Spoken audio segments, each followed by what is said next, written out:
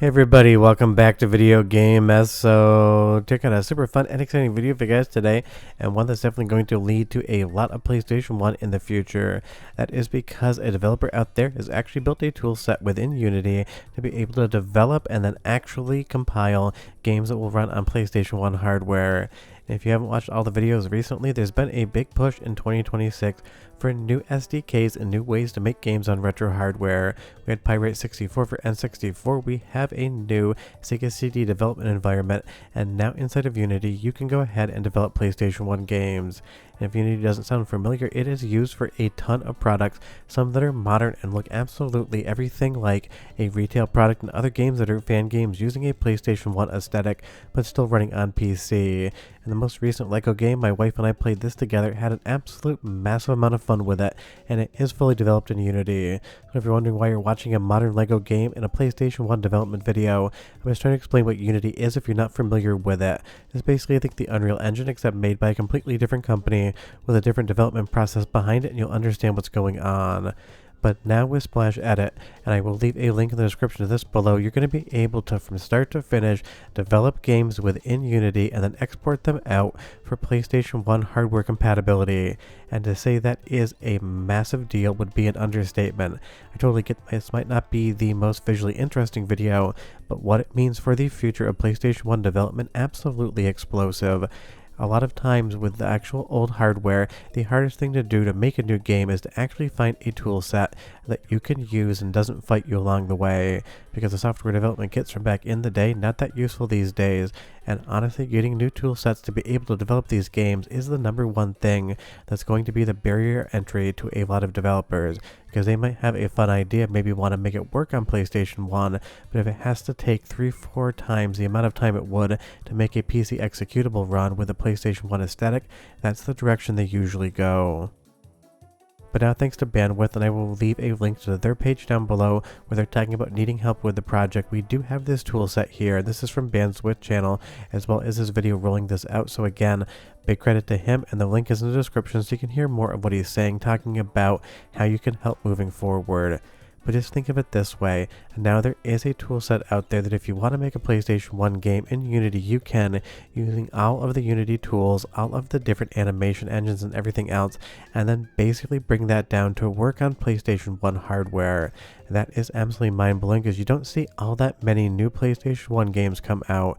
You see it way more for stuff like Sega Genesis, you see it for Dreamcast, and now N64, and the thing about those is they all have new modern SDKs and software development kit environments to work in, so actually making the game becomes easier. It really just kind of does bring down the barrier of entry to get started when you have a good tool set, and that's exactly what something like this is going to be. And if you're not a programmer or developer, even an animator, think about it this way. If I told you you had to go out and build an entire house from scratch and you are a home builder, and all I handed you was a hammer, suddenly you're going to realize you might be able to get the job done, but it's going to take a hell of a lot longer. Or if you're a home builder and I give you every single tool you could possibly want and tell you to go out and build the home, it is going to be easy. All you need to do is put in the work. That is what Splash Edit is accomplishing here. It gives you a full modern tool set to be able to build a game within Unity, and then you can export it out to work on PlayStation 1 hardware. Now, that isn't to say that you can't make something in Unity and then try to make it run on PlayStation 1 and end up with an abysmal frame rate. It's not going to protect you on that, so you still need to work within the overall power constraints of something like PlayStation 1, but it's a hell of a leg up on the process. And that's what we've seen with the most recent engine developments on N64 as well, with Pyrite 64, giving you a modern environment to make games in with new tool sets and be able to push the hardware further than it was ever actually pushed back in the retail library days of the N64.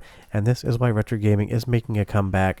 There are a lot of developers out there that want to make games for retro hardware, but honestly the jumping off point can be very difficult, just even trying to find the right tool set to start making things. It would be like me, a filmmaker trying to make a film, except I had to go out and find a camera first and hope it worked for what I needed it, versus having my cinema camera, a tool which allows me to do the creative part and all the hard work without thinking about my actual tools. You'll see here there is a visual scene editing in Unity with PlayStation 1 accurate preview functionality, which is going to be a big deal, and it's also going to deal with all of the textures, getting them ready and set up to run on PlayStation 1 hardware. But I would say the biggest thing, at least as far as I'm concerned, is dealing with the VRAM or video RAM, because it's not like the PlayStation 1 has a ton of VRAM. So in Unity, this will actually be able to deal with making sure you're not overrunning that RAM, because that's something you do not want to do.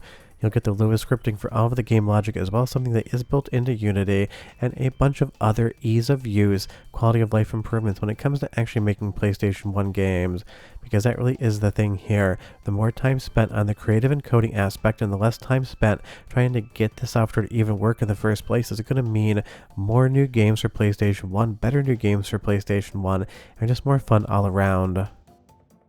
This is using the SciQ library as a backend, which is basically going to be a C++ library for developing games that will run on PlayStation 1. Yes, they call them applications, but basically we're still just talking about games here.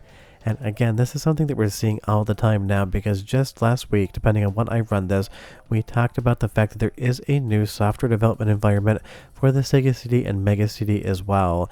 This is going to just make so many more games, so much more possible into the future. Think about it this way, you see a lot of new Sega Genesis games, but not that many Super Nintendo ones, and that's because the Sega Genesis has a new software development kit, as does the CD and MEGADEV right now. So being able to bring these PlayStation 1 ideas into Unity, work them up, code them, do all of the different graphic design, and then export it out to run on PlayStation 1, and that is quote-unquote easy mode. I'm not saying it's easy whatsoever, but again, you never want your tools to hinder your creativity. That's something I teach college students when it comes to using equipment on different sets. Do not overcomplicate things, make sure you have the tool set you need, and don't try to fit a square peg through a round hole when it comes to actually dealing with some of this stuff. And here again, you'll see with the texture in VRAM, it's going to deal with everything for you creatively to make sure you stay underneath that 1 megabyte ceiling, because again, you do not want to eclipse that. Bad things are going to happen. And all this really means in the future is if someone wants to develop a game for PlayStation 1 and they have the coding capabilities, they've got the artists, they've got the musicians to make the music, and they have the game idea, then they can just go ahead and start development without having to deal with the question of how do you even make a PlayStation 1 game in general. Because back in the day, obviously software development kits existed, the software to make them existed, but it's not something that's going to be very easy to use in 2026. I did one and only one 3D M2 software development on my own end, getting a demo disc running, and I had to go buy an old PowerBook G3, run OS 9.2.2, and then get Macintosh Programmer's Workbench running with the 3D M2 software development kit just to be able to compile a disc. Trust me, it spent more time getting everything running than it actually spent time trying to code that disc to release for people, and that's something that you don't want, because when that barrier of entry is so hard, people just walk away and decide to themselves, I'm going to make a PlayStation 1 aesthetic game and release it on PC, because we see so many incredible games that have that PS1 aesthetic released in 2025 and 2026, and everyone always says, I wish it worked on something like actual PlayStation 1 hardware. That is what you're getting with something like this here, and that is absolute pure gold.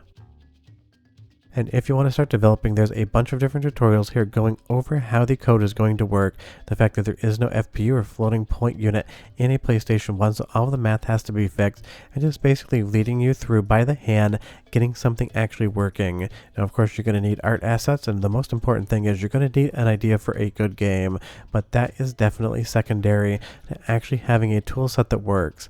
And it really is impressive just how much Unity can do. Something like LEGO Explorers here, straight up just a magic game, so much fun, and if you haven't played it, I can't recommend it enough. But it's one of those things, if Unity can do this, why the hell can't it do PlayStation 1? That's what somebody thought about, and now that is a reality. And I really love that the community keeps coming up with these insane new ideas, thinking to themselves, let's take a modern game engine, and let's build in some tool sets so we can make PlayStation 1 games in there. And it isn't just technically limited to PlayStation 1 as far as Unity is concerned. Someone could make the tool set for N64, someone could make a tool set for Sega Saturn, or any other piece of hardware out there. That isn't to say that it's going to get done, I'm just saying it is possible because Unity is such a versatile game engine and tool. You can basically make it do whatever you want if you spend the time to write the actual software that work in Unity. So hopefully in the future we see dozens upon dozens of new incredible PlayStation 1 games that run on real hardware, software emulation, and MiSTer FPGA cores, because now the tool set is there. We just have to let the people actually do the work, and that is the biggest hurdle in my opinion. When you can't find the right tool for a job, most people decide they're not going to do the job in the first place. More short of that, if you have any questions or comments, leave them down below. I know, again, not the most visually exciting video, but as far as future in the PlayStation 1 gaming and retro scene is concerned, absolutely amazing. See you guys next time. Bye-bye.